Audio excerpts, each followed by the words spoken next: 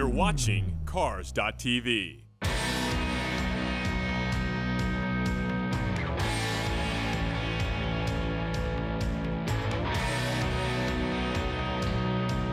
Welcome to the celebration of 75 years of Porsche. We are Porsche.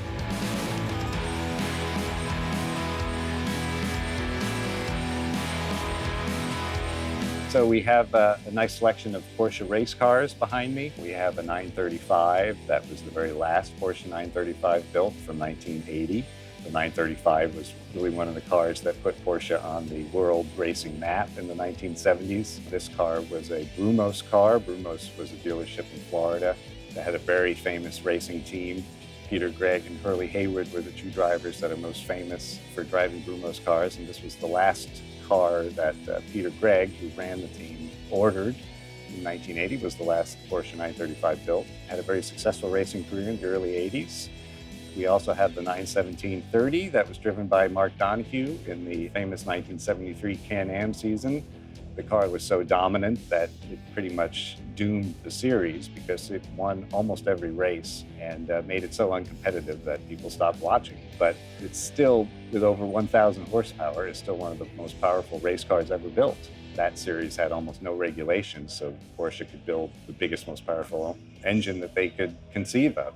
We also have a car amusingly called the Cooper. This is a Cooper Porsche. It's a Cooper body. Cooper was a British manufacturer of light, nimble sports cars. People started putting Porsche engines in them. That car was actually built by Ken Miles. Ken Miles, of course, was famous for the driver that helped develop the Ford GT40. But he was a great builder of race cars. And this is a really fascinating car because it's a car that he built himself with a little help.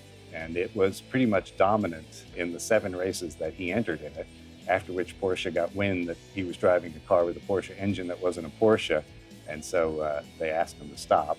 We had the very last car that Steve McQueen ever bought, a Porsche 911 Turbo from the late 70s. It's a very interesting car. It's a flat dark gray, a color that's very popular today, but at the time I think was rather unique. And he chose that color because he wanted something very subdued. He didn't want to drive a bright red car because he loved to go drive on Mulholland Drive as fast as he can. And he installed in the car a special switch that would just turn the tail lights off in case any law enforcement officers were in the area. He could see where he was going, but they couldn't see him. Apparently, if you did catch him up on Mulholland Drive, if you were a cop, he would let you give him a ticket.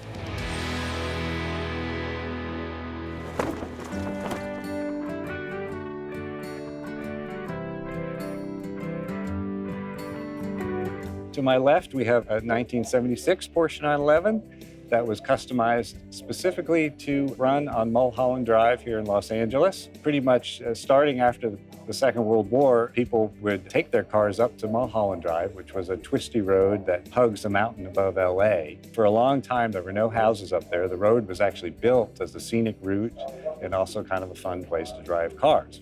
As cars got faster and faster as the years went on, people realized it was a great road to take a performance car on because of the twisty turns and short straights and spectacular views.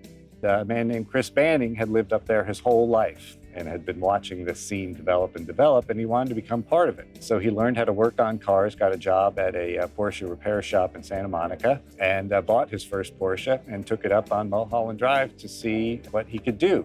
Now, it's a very dangerous road, a dark road, narrow road, and so you wouldn't necessarily try to pass somebody. 2 cars would run nose to tail, and the person behind would have to try and keep up with the person in front. So Chris went to Germany, talked his way into the Porsche factory, and said, I want to build a race car, but the track that I will race on has short straights and sharp curves.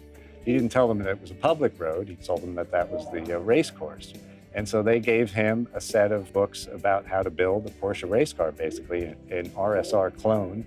And he came back to America, bought a shell of a Porsche, started buying up parts and customizing an engine, a suspension. What he did was he cut several inches off of the pillars to lower the roof, so it gives it this chopped look.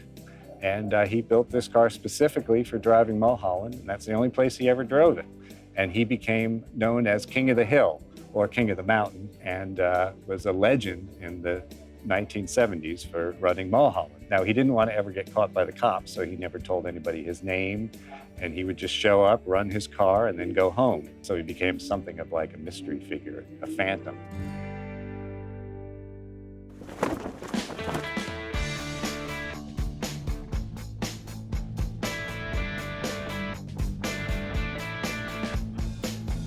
I want people to leave with an appreciation for the cars that they've seen. Hopefully learn something new about cars, something that they never knew before. These cars are all unique. They come from 75 years of this one brand's history. It's an interesting history. It's a history of technology as well as of people. And hopefully, just by looking at Porsches, you understand a little bit more about the history of the automobile.